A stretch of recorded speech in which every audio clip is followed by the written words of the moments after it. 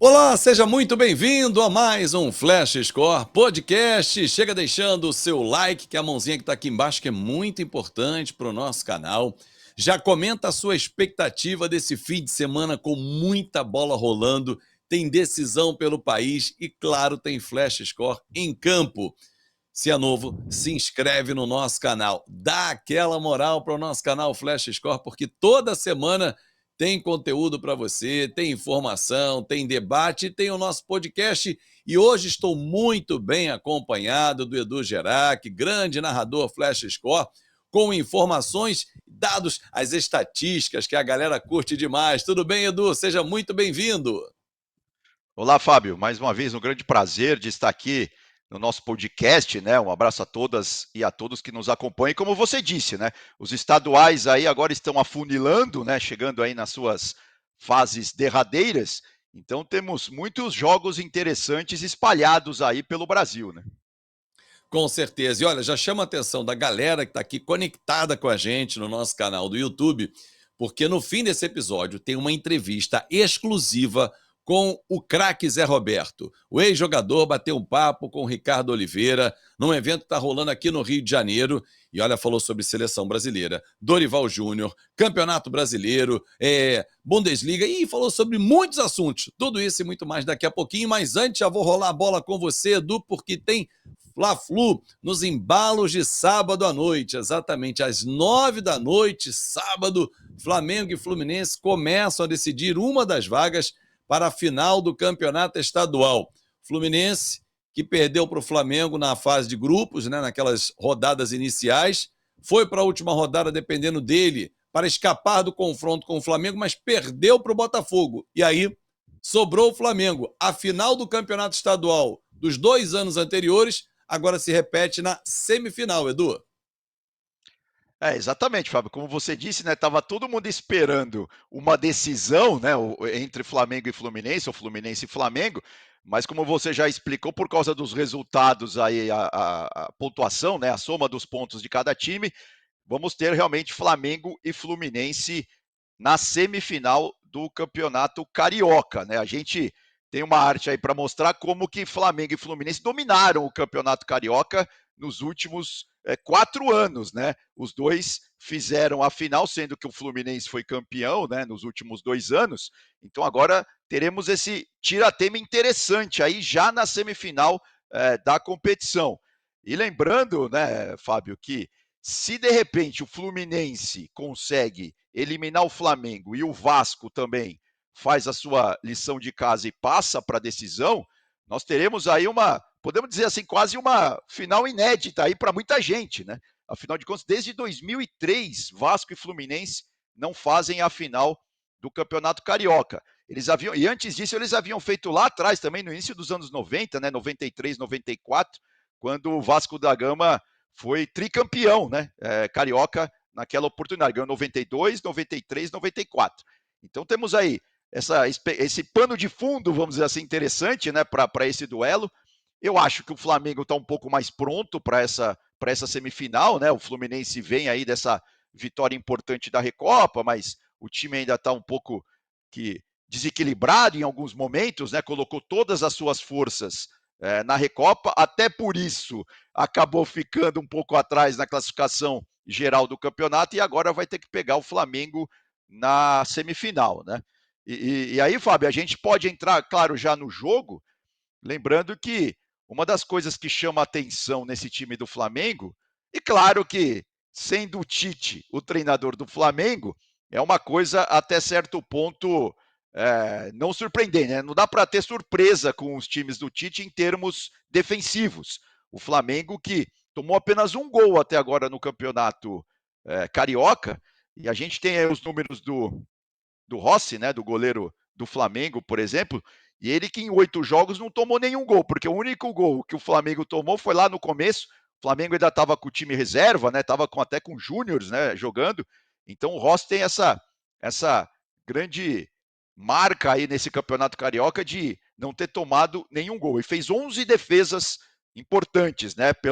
Pelas estatísticas da Flash Score, chegou a fazer 11 defesas, mas realmente não tomou nenhum gol em 8 jogos, o que é um número tudo bem, a gente pode discutir o Campeonato Carioca, tem alguns jogos, alguns times que realmente estão muito abaixo, mas sem dúvida nenhuma é muito interessante esses números do Flamengo, né? E uma Mas das peças.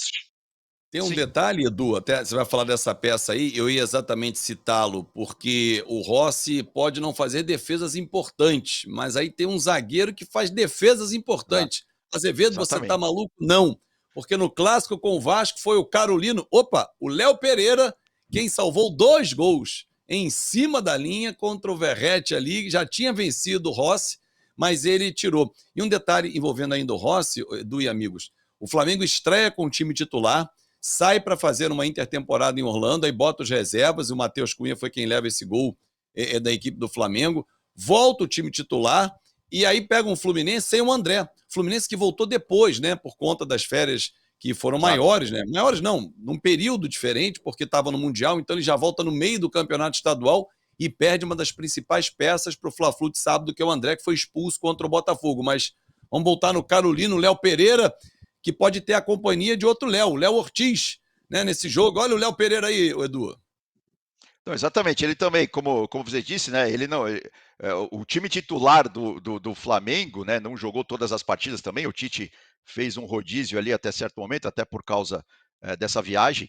Então, em jogos realizados, foram 8 jogos do Léo Pereira, e ele é o maior passador desse time do Flamengo, né? Com 368 passes certos e duelos defensivos também, ele tem sido muito importante. Ele tem 19 aí duelos defensivos, vamos dizer assim, corretos, né? Quando a ação do jogador acaba realmente dando frutos, ou seja, ele consegue retirar a bola do adversário. Então, o Léo Pereira, sem dúvida alguma, é a peça-chave aí nessa defesa do Flamengo. E agora, como você bem lembrou, né? Acabou a novela, o Léo Ortiz já é do Mengão. Ontem, inclusive, depois do jogo no Engenhão, o Pedro Caixinha não quis nem responder sobre o Léo Ortiz, né? Se ele vai fazer falta ou não para o Red Bull Bragantino. É óbvio que vai, mas enfim, agora o Flamengo vai consolidando aí um sistema defensivo que vai ser importante aí para o resto do ano. E tem uma outra coisa interessante nesse sistema defensivo do Flamengo, que o Tite gosta, né, de montar o sistema defensivo, ele costuma dizer isso, né, que o time tem que defender desde o ataque, e o Arrascaeta tá levando a sério essa determinação aí do Tite. Ele tem sido um dos jogadores que mais desarma na equipe do Flamengo. Temos aí 31 desarmes certos, né, do de Arrascaeta, ele que jogou 9 partidas, uma partida a mais que o Rossi e que o Léo Pereira. E ele, obviamente, também está sendo muito importante já para frente, né, na construção. Ele fez 2 assistências nesse campeonato carioca até aqui, né? Ou seja, o Flamengo vai se azeitando, né? Tem um elenco sensacional, tem muitas peças de reposição e o Tite, aos poucos, vai colocando esse time aí para jogar e jogar muito bem, né, Fábio? Mas se a gente fala do sistema defensivo do Flamengo, que é muito forte, conta com os homens de frente, como o Arrascaeta, o próprio De La Cruz, que ajuda demais também na marcação, só que eles terão pela frente o artilheiro, o cara da Libertadores, um tal de Germancano, hein, Edu? Não, exatamente, né? Aí a gente vai pro lado do tricolor, pro lado do Flu, o Cano que só fez 4 jogos nesse campeonato carioca, mas já fez 2 gols. Então, sem dúvida alguma, ele é sempre muito perigoso e vai ser muito interessante, porque assim, essas partidas, né, de história, de peso, de camisas gigantes, como é Flamengo e Fluminense, é sempre legal a gente, obviamente, entender a emoção que está por trás disso, mas tem muitos duelos interessantes que nos ajudam a contar o jogo de uma forma legal, né, Fabi? E esse duelo aí entre o Cano, tem o Arias também, né, que temos os números aí dele, ele que continua, já fez uma excelente temporada o ano passado, ajudando o Fluminense a ser, inclusive, campeão da Libertadores, né? Você vê, em 6 jogos ele fez 2 gols, também é uma média até que de razoável para boa, né? O ano está só começando, está só as temporadas estão apenas começando, né? No campeonato, o campeonato carioca é isso também, né? Os regionais é que marcam esse início de ano no futebol brasileiro. Então também o Arias, o Cano, vamos ver como que a defesa do Flamengo agora vai se comportar diante deste ataque do Fluminense, que é um time muito dinâmico, né? O Diniz, obviamente, tem essa característica também, uma trocação ali de posições, né, no ataque. Então vai ser muito interessante ver esse duelo entre o ataque do Fluminense e a defesa do Flamengo, né. Obviamente que não estou dizendo aqui que o Flamengo também não tem um excelente ataque, também vai ser legal Claro. ver esse duelo do outro lado, mas sem dúvida alguma e aí tem uma outra surpresa, se no lado do Flamengo der Arrascaeta pode até surpreender muita gente, né, quando a gente ouve os números. Do lado do Fluminense, eu acho que a gente pode considerar o Lelê também como uma bela surpresa, uma boa surpresa nesse Campeonato Carioca. Ele que fez 5 gols, 2 assistências em 7 jogos, né? O Lelê que veio para o Fluminense o ano passado, né, depois de ter feito um belo Campeonato Carioca no Volta Redonda, e agora vai se, vamos dizer assim, vai se firmando, né? É um atacante que realmente está mostrando aí a que veio. Ele que é jovem, tem 26 anos, né? Tá chegando ali naquela fase espetacular dos atacantes. Então pode ser um bom ano para o Lelê, sim, ajudar ali o Arias, o Cano, enfim, a esse time do Fluminense conseguir aí vitórias, né? Conseguir conquistas, que é isso que a torcida do Flu tanto deseja. Né? Ainda tem John Kennedy, tem Kenny, enfim, tem peças bem importantes. E você vai acompanhar no nosso site, flashscore.com.br, no nosso aplicativo, essa narração. Estarei no Maracanã, no sábado à noite, para Flamengo e Fluminense. Será que teremos lei do ex? Pedro e Ayrton Lucas pelo lado do Flamengo. Pelo lado do Fluminense tem Felipe Melo. Enfim, acompanhe no nosso site e também no nosso aplicativo. Agora, Edu, vamos fazer uma mudança aqui e lembrar a galera que daqui a pouquinho tem uma entrevista exclusiva com o Zé Roberto, falando de seleção brasileira, Dorival Júnior, o momento do nosso futebol, um bate-papo exclusivo com o Ricardo Oliveira daqui a pouquinho aqui no nosso podcast. Girei a página e encontramos quem, Edu? Bom, temos também muitos outros campeonatos estaduais, né, entrando nas fases derradeiras, né, entrando na porque todos os campeonatos estaduais do Brasil têm aquela fase inicial e depois a gente vai para o mata-mata. Aí dependendo, obviamente, do tamanho do estado, tem uns campeonatos que já entram nas quartas, outros nas semis, enfim. Então vamos dar uma pincelada aqui em tudo que está acontecendo no Brasil. E eu fiz um levantamento aqui sobre os times da Série A e da Série B, e como eles estão se comportando nos seus respectivos campeonatos regionais. No caso da Série A, né, nós temos aí o Atlético Paranaense, que é o time que está mais periclitante aí nesse início de ano. Inclusive, já teve até que trocar de técnico, né? Enfim, e já perdeu a primeira perna das quartas de final, né? Perdeu para o Londrina por 1-0. O Londrina que caiu, né, da Série B para a Série C o ano passado, e agora, neste final de semana, o Furacão vai ter a missão aí de reverter esse resultado para não começar um ano com um certo vexame, né? O campeonato estadual é aquela coisa, né? Os torcedores não dão muita bola, mas se o time cai antes, aí acaba abrindo uma crise, né, na equipe. O que aconteceu já com o Corinthians aqui em São Paulo, né? O Corinthians que já está fora, mesmo faltando aí uma rodada dessa fase inicial, dessa fase de classificação, o Corinthians não tem mais chance, não estará nas quartas de final do Paulistão. O Corinthians que lá no começo do ano também já trocou de técnico, né? Depois de uma série terrível, o Corinthians trocou de técnico, mandou o Mano embora, pegou agora o Antônio Oliveira. O Corinthians que ficou aí está, né, na 11ª colocação da classificação geral, como a gente vê aqui. E tem também uma coisa interessante, que é falar dos times que estão, vamos dizer assim, tentando se reerguer, né? Tentando aparecer de novo para o cenário nacional. Não é fácil, é uma tarefa difícil, mas aí eu pensaria, Fábio, a questão do campeonato Ah, pernambucano. Né? A gente sim, tem, sim. obviamente, o Santa Cruz, que esse ano não tem divisão para jogar no cenário nacional, mas pelo resultado que ele obteve no Campeonato Pernambucano, ele já conseguiu vaga para a Série D do ano que vem. Então temos aí as semifinais do Campeonato Pernambucano, que vão começar nesse final de semana. Temos Santa Cruz e Sport, e do outro lado, Náutico e Retrô. Ou seja, se o Náutico consegue passar pelo Retrô, vai ser só a quarta final desde 2015 com 2 times grandes do Campeonato Pernambucano na decisão. Lembrando, né, fazendo um parênteses importante, que o Retrô, ele não é grande, mas ele está cada vez mais importante no cenário pernambucano e até no cenário nacional. Tudo bem, ele está lá na Série D, já jogou Copa do Brasil e tal. Lembrando que o Retrô é um time que surgiu em 2016. Na verdade, são empresários ali da região metropolitana do Recife, que resolveram abrir um projeto social. O Retrô, nos últimos 2, 3 anos, ele vem ganhando tudo nas categorias de base. Sub-15, sub-17, sub-13. E nos últimos 2 anos, inclusive, já chegou na final do Pernambucano. Então, essa semifinal aí, Náutico e Retrô, não é favas contadas não pro Náutico, pro Timbu. O Retrô, nos últimos 2 anos, bateu na trave, foi para a final, perdeu as 2 vezes, né? Perdeu para o Sport em 22 e para o próprio Náutico em 23. Mas quem sabe também esse ano chegou a hora do Retrô, né? Do Retrô ser campeão e, enfim, começar a galgar aí cada vez mais a sua história aí no campeonato pernambucano. E você Bom, falava. Fala, sim, Edu. pode falar. Não, eu Não, falei você falava em rapidamente. relação Sim, aos times de Série A, né? Você citava o Atlético Paranaense e o Cuca, né? Que está agora com exato, uma nova exato. chance na carreira, né? Assumindo o Atlético Paranaense, já tem essa missão de inverter a vantagem do Londrina, já chega com uma dura missão. Mas você ia trazer um outro detalhe.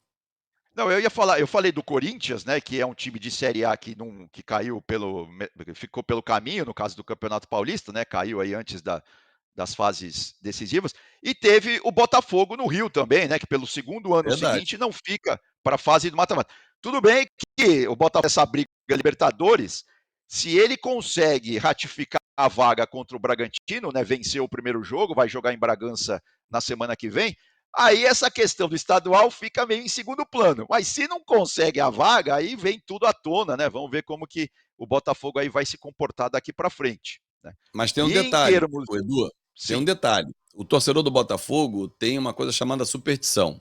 No ano passado, o time também ficou fora das semifinais, foi campeão na Taça Rio, não comemorou, aquela imagem do Marçal levantando o troféu sem graça e tal, indo embora. Mas no Campeonato Brasileiro fez uma baita campanha. No final caiu. Aí o torcedor falou assim: exato. pô, não tem problema. Ficar fora da semifinal e conseguir fazer uma baita campanha de novo no Brasileiro, eu assino. Só não quer o final da história igual Exato, exato. 2023, quando perdeu o É, título para o Palmeiras. Na verdade, assim, você sabe, né? A gente aqui não é de ficar comentando o resultado, né? A gente gosta da história toda. Assim, se você pegar de trás para frente, você pegar a classificação final do Botafogo no Campeonato Brasileiro do ano passado, foi uma excelente classificação, né? Para as expectativas de cada time no início da competição. O problema é que o primeiro turno deu esperanças e com razão, né, para a torcida do Botafogo. O Botafogo fez um primeiro turno excelente, e obviamente tinha tudo para ser realmente campeão e depois degringolou do jeito que degringolou. Enfim, vamos ver como que vai ser 24 para o Botafogo, né? E aí, só para arrematar a questão do Campeonato Pernambucano, né? E aí tem o esporte, né? O esporte que é o time que está, vamos dizer, em termos nacionais, melhor hoje no Campeonato Pernambucano. O esporte que está na Série B, né? Caiu ano passado. O Náutico está na Série C. E tem o Retrô e o Santa que só vão jogar a Série D no ano que vem, né? Então vamos ver como que vai ser aí essas semifinais do Campeonato Pernambucano. E O que é ainda uma falando pena, de né? times, Perder sem essa dúvida, força, né, de Pernambuco, uma baita praça, como é Bahia, por exemplo, que agora tem Bahia e Vitória. Vamos ter Bavi na primeira divisão. Saudade de exatamente. ter os grandes também do Nordeste, né, jogando. Fortaleza cada vez mais forte, jogando a primeira divisão, disputando final de Sul-Americana. Que quem sabe daqui a pouco, né, os clubes de Pernambuco também entrem nessa vibe de novo. O Sport já foi campeão brasileiro em 87. Aí aquela Sem polêmica que dúvida, eu sem não dúvida. vou entrar agora. Exato, exato. Aí tem o Ceará também, né, que caiu, mas enfim, vamos ver se se Sim, reergue em termos de Série A. Não, sem dúvida, o futebol do Nordeste é muito gigante, é muito grande e é bem interessante quando os times, né, assim, cada um no seu tamanho, né, cada um na sua realidade, os times, acho que assim, quanto mais profissionalismo para todos, melhor, né? O Santa Cruz está nessa draga exatamente porque a questão política acabou ficando à frente da questão profissional nos últimos anos, né? Enfim, vamos ver como isso se desenrola daqui para frente. E em termos de Série B, né, eu falei que eu tinha feito um levantamento, o que mais sim. preocupa são os times aqui do estado de São Paulo, né? A classificação geral do Campeonato Paulista mostrou bem isso, porque, por exemplo, Guarani e Ituano, que estão na Série B, estão aí na rabeira da classificação geral do Paulista, né? O Guarani ainda briga contra o rebaixamento, né? O Ituano também, o Guarani. E tem o Botafogo de Ribeirão Preto, que está aí na 12ª colocação, mas o Botafogo chegou a fazer bons jogos, viu? Eu acompanhei um pouco o futebol do Botafogo, né? O time aqui de Ribeirão Preto, do interior de São Paulo, time que revelou, por exemplo, Sócrates, né, para o mundo do futebol.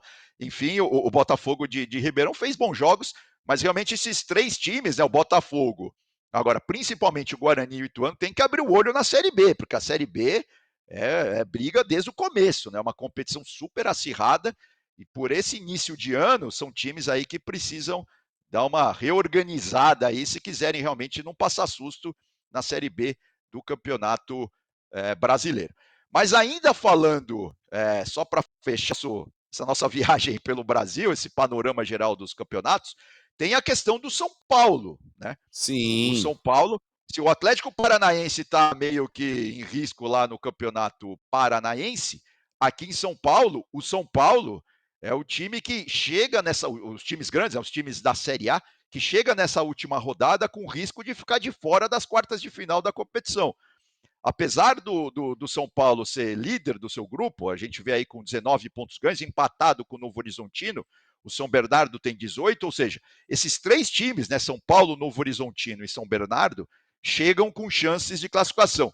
Só lembrando rapidamente, o Campeonato Paulista tem 4 grupos de 4, classificam os 2 primeiros para as quartas de final. É uma coisa meio surreal, mas é isso mesmo, gente. Ou seja, tem time que pela classificação geral tá lá para baixo, mas pode conseguir passar para quartas de final, porque dentro do seu grupo ele está em primeiro ou em segundo colocado, né? É o que aconteceu com a Portuguesa, por exemplo. A Portuguesa não somou muitos pontos, mas está em segundo lugar do seu grupo, já passou para as quartas de final da competição. Então o São Paulo vai jogar no domingo às 16 horas em Itu contra o Ituano, com essa obrigação de vencer. Se ele não quiser ficar olhando para os outros jogos da rodada, e os jogos vão ser todos no mesmo horário, né? Neste caso, que vale vaga para as quartas de final, times que ainda estão brigando vão jogar todos no mesmo horário, no domingo às 4 da tarde. Se o São Paulo não quiser ficar olhando para os outros jogos, precisa ganhar o seu jogo, aí beleza, está classificado, vai fazer as quartas de final. Agora, se empatar ou perder, corre o risco de ficar de fora, e aí vamos ver como que o São Paulo vai lidar com isso, né? Lembrando que do outro lado tem o Ituano, que também precisa somar pontos para não cair para a Série A2 do Campeonato Paulista, né? A segunda divisão do futebol paulista. Então esse jogo é um jogo crítico, vamos dizer assim, né? Porque interessa para os dois lados, e o São Paulo, obviamente, ainda mais depois de tudo que aconteceu na semana passada, né? Aquela confusão toda depois do São Paulo e Palmeiras, vamos ver como que o time do Carpini vai entrar em campo, né? O São Paulo, se entrar muito pilhado contra um time que luta para não cair, está acostumado a fazer esse tipo de jogo, pode se complicar em Itu, viu, Fábio?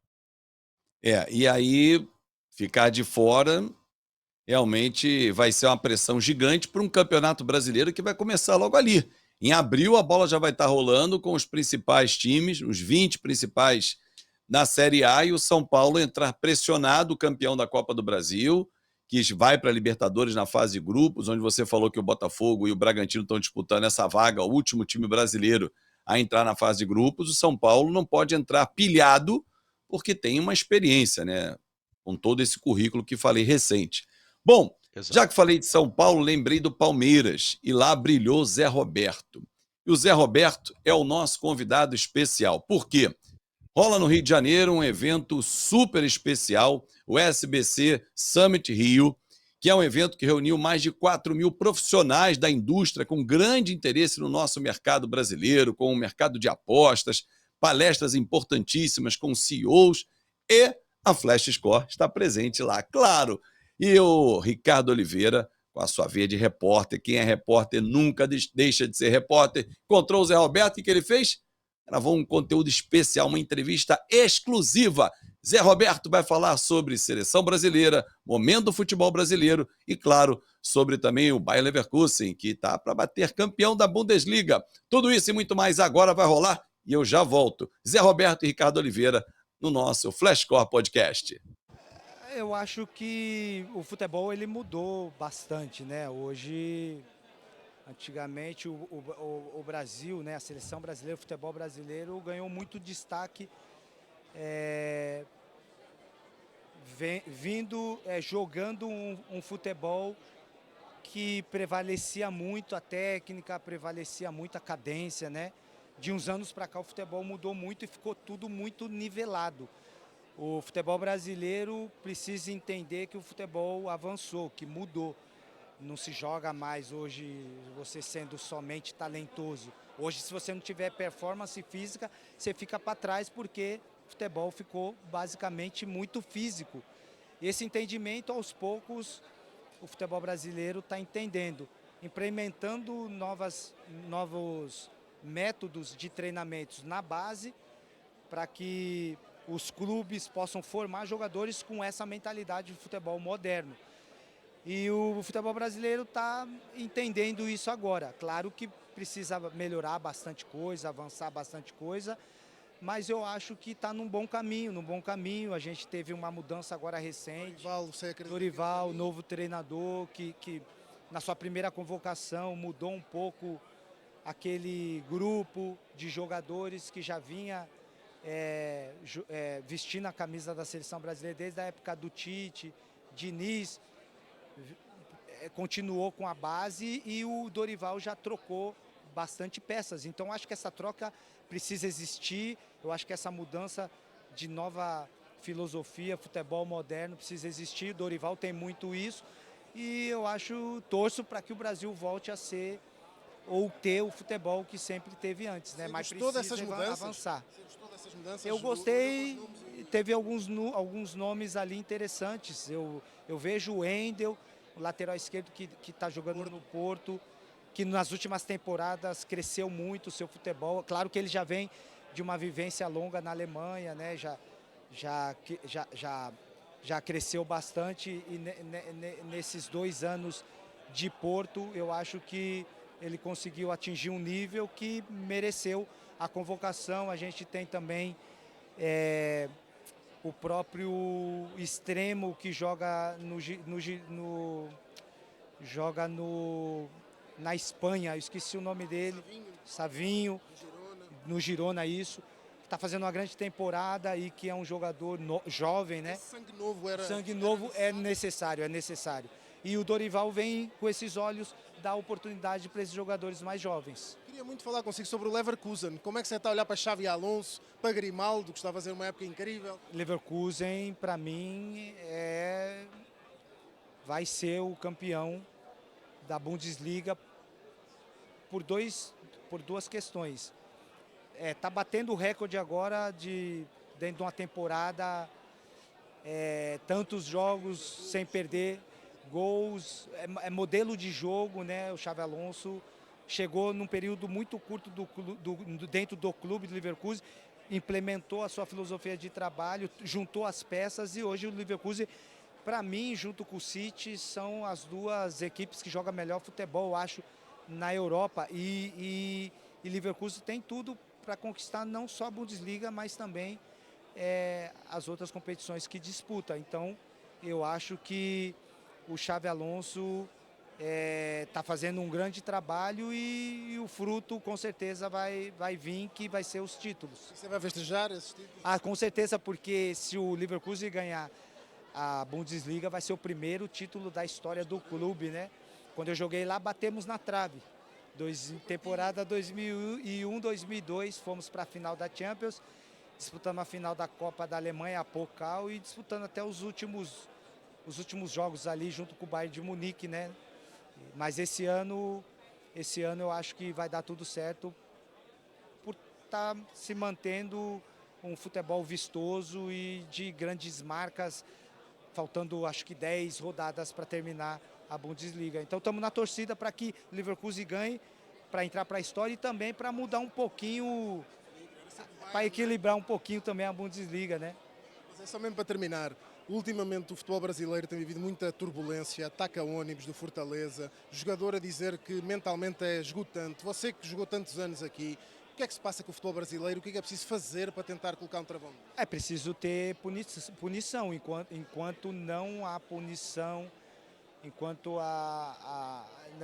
não existir lei, a lei não for cumprida, eu não posso nem dizer que são torcedores, são vândalos, né? Os vândalos vão estar transmitindo entre famílias dentro do estádio, agredindo jogadores. Eu só espero que a punição severa, ela venha a ser cumprida aos vândalos. Já foi apenas a proibição de público no estádio. Muito pouco, muito pouco. Antes de acontecer alguma coisa mais grave aí com os jogadores, com com os membros da O Fortaleza comissão. foi muito grave. O jogador a pedir licença para tratar de... Não, isso não existe. O futebol brasileiro precisa melhorar vários aspectos. Não só de futebol, mas também organização, segurança, enfim, tem bastante coisa que precisa ser melhorada. Roberto, Ricardo, Edu e amigos, com a participação dos jogadores, né? Não ter rodada. Acontece um fato como esse, está cancelado o futebol, não pode ter jogo imediatamente, como se nada tivesse acontecido. E alguns detalhes importantes, Edu, desse papo muito bom, exclusivo do Zé Roberto com o Ricardo Oliveira Duarte, porque o Bayer Leverkusen lidera a Bundesliga, como disse o Zé, faltam 10 rodadas, 20 vitórias, 4 empates, nenhuma derrota, 61 gols marcados, 16 sofridos. Realmente uma campanha liderada pelo Xabi Alonso, fantástica. E o Zé Roberto jogou no Leverkusen de 98 a 2002, fez 150 partidas, marcou 19 gols. Outros brasileiros por lá brilharam também, como Jorginho, lateral do tetracampeonato, Emerson, que foi cortado à véspera da Copa do Mundo de 2002, também jogou por lá, Paulo Sérgio, tetracampeão do mundo, Lúcio, pentacampeão mundial, Juan, Roque Júnior, pentacampeão mundial, Renato Augusto, que está no Flamengo, no Fluminense, cria do Flamengo, Atirson, cria do Flamengo, enfim, o Leverkusen tem uma história intrínseca com o futebol brasileiro e quem sabe nessa temporada não bate campeão. E lá estava até o ano passado o Paulinho, que hoje brilha no Galo. Ele ficou durante 4 temporadas, se machucou, fez uma cirurgia, voltou, não teve muitas oportunidades na época com o Peter Bosz, voltou para o Brasil, está brilhando no Galo e agora o Bayern com o Xabi Alonso pode bater campeão da Bundesliga, encerrando a dinastia, né, a hierarquia que tinha ali, a longevidade de títulos do Bayern de Munique, o Edu. E gerou uma crise danada já no Bayern de Munique, né?